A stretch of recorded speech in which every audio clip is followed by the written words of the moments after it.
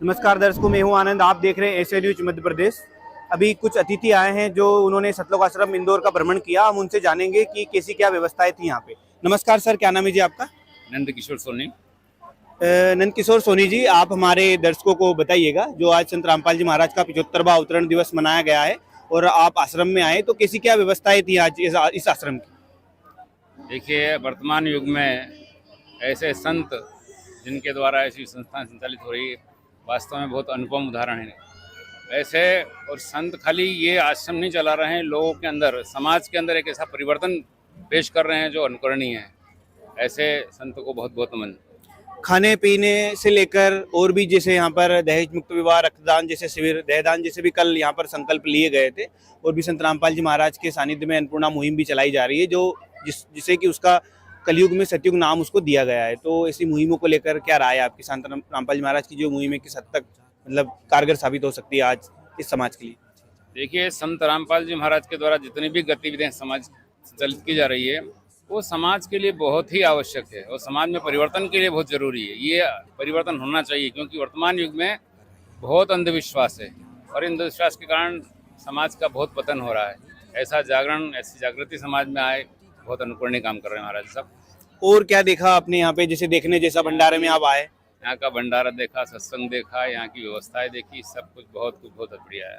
पीछे एक हमारे आध्यात्मिक प्रदर्शनी नाम से एक प्रवेश द्वार लगा हुआ है, तो क्या आपने आध्यात्मिक प्रदर्शनी देखी? क्या देखा? जो दर्शक आप सुन रहे थे, थोड़ा आप उनको ग्रंथों का जो बताया, उन्होंने विवरण से बताया, वो बहुत सारगर्भित ज्ञान है उन ग्रंथों के अंदर। हर इंसान को आत्मसात करना चाहिए उस ज्ञान को। हरिओम। ठीक है सर, धन्यवाद। हरिओम।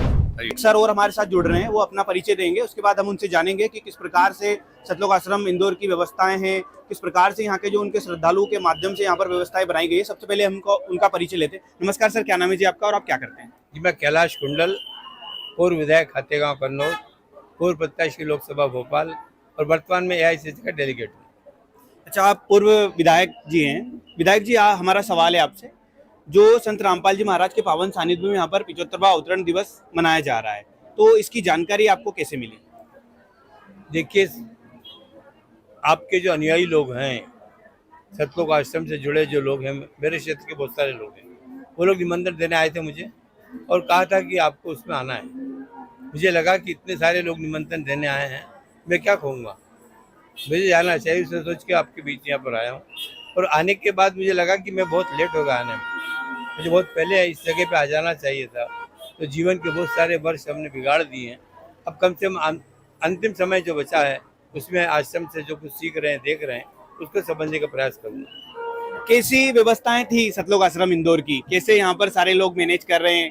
जो भी मतलब यहाँ पर संत रामपाल जी महाराज के फॉलोवर्स हैं, उनके श्रद्धालु हैं, उनके माध्यम से ही ये ऐसे प्रोग्राम आयोजित कराए जाते हैं। और पूरे भारतवर्ष में ये 13 आश्रमों में कार्यक्रम आयोजित किए गए हैं। आज बहुत सारे यहाँ पर प्रोग्राम हुए, जैसे दहेज मुक्त जैसा प्रोग्राम भी आज यहाँ पर हुआ। रक्तदान शिविर यहाँ पर चल रहा है, जो कि हजारों की तादाद में यहाँ पर श्रद्धालु रक्तदान यहाँ पर करेंगे। तो इन चीजों को लेकर आपकी क्या राय है? मतलब उन लोगों का, उनके गुरुजियों का जो मार्गदर्शन वो करते हैं, जो संदेश उन्होंने अपने भक्तों को दिया है, तो इनको लेकर आपकी क्या?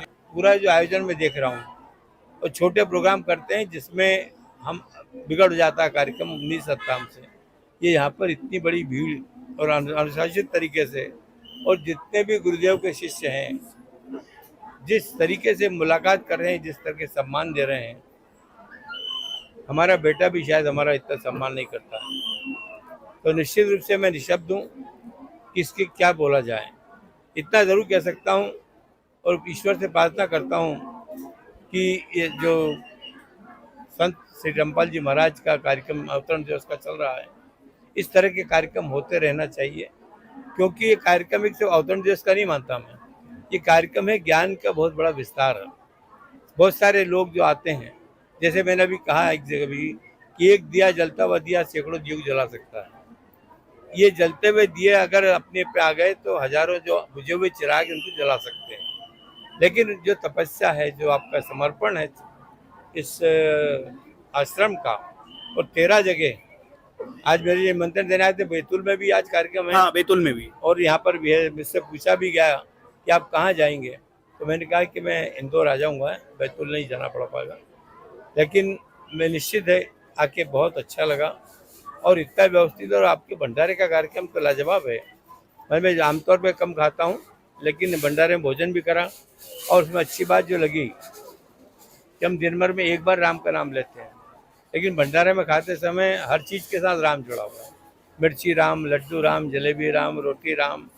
कितनी बार हमने मतलब 10-20 बार नाम ले लिया होगा, जो महीनों में नहीं लेता आदमी। तो ये अच्छा संदेश है, इस्लाम संदेश है कि सिर्फ कई लोग दिन भर राम राम करते और पाप करते रहते हैं, लेकिन यहाँ लोग पुण्य कर रहे हैं, उसके बाद राम कर रहे हैं। तो पूरे टीम को यहाँ पे जो भी प्रत्यक्ष अप्रत्यक्ष रूप से इस कार्यक्रम में भाग ले रहे हैं, सहयोग कर रहे हैं, उन सबको मैं बहुत बहुत बधाई देता हूँ, शुभकामनाएं देता हूँ। और परमात्मा से, ईश्वर से ही प्रार्थना करूँगा कि गुरुदेव का आशीर्वाद हम सब पर ऐसा ही बना रहे।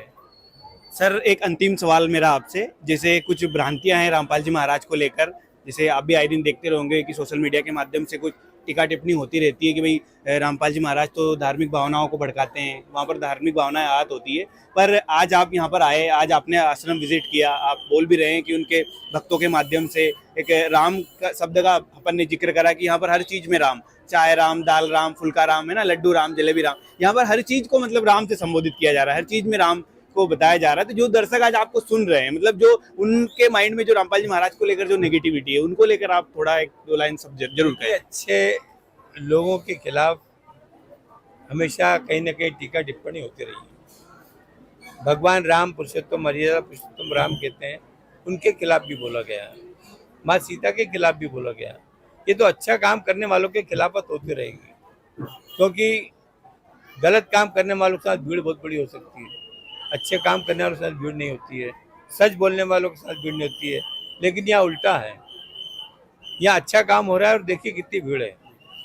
बाकी गुंडागर्दी, बदमाशी, अवैध नशे पत्ते का काम, इसमें हजारों लोग जुड़े हुए हैं, लेकिन वो सब व्यवसाय के हिसाब से, और ये आस्था है। तो आस्था में बहुत बड़ी ताकत होती है, और इतना बड़ा आयोजन इसलिए हो पा रहा है कि लोगों की आस्था महाराज जी के प्रति है, उनके बताए आदर्शों के प्रति समर्पित है। और इसलिए मुझे लगता है कि शायद इस कलयुग में सतयुग इस तरह के संतों के माध्यम से आ पाएगा। सर जैसा एक और सवाल मेरा अंतिम आपसे, बात हो ही रही है तो, जैसे संत रामपाल जी महाराज के पावन सानिध्य में ऐसे भव्य प्रोग्राम तो होते ही हैं, जैसे रक्तदान जैसा शिविर भी आज यहाँ पर हुआ, दहेदान जैसा प्रोग्राम भी हुआ, और यहाँ पर दहेज मुक्त विवाह भी हुए। इसी के साथ साथ संत रामपाल जी महाराज की दया से, उनके आशीर्वाद से, उनके आदेश से यहाँ पर अन्नपूर्णा मुहिम भी चलाई जा रही है, जिसमें रोटी, कपड़ा, शिक्षा और मकान, हर गरीब को देगा कबीर भगवान, ये उनके नारे हैं और उनके उद्देश्य हैं। और इसको लेकर मतलब गुरुजी के आदेश अनुसार यहाँ पर सर्वे भी चल रहा है, और ये लगभग कुछ क्षेत्रों में इसका मतलब चालू भी कर दिया गया इस योजना को, और उनका लाभ भी मिल चुका है। काफी सारी संख्याओं में आज वो लोग यहाँ पर आए भी हैं। तो इस मुहिम को लेकर आप क्या कहना चाहेंगे, जो कि विशेषकर रामपाल जी महाराज की? मैंने इससे पहले भी आपसे कहा कि आज जरूरत इसी चीज की। आज हम त्रेता युग की बात करें, द्वापर युग की बात करें, उस समय के आदर्शों की बात करें तो आज संभव नहीं है।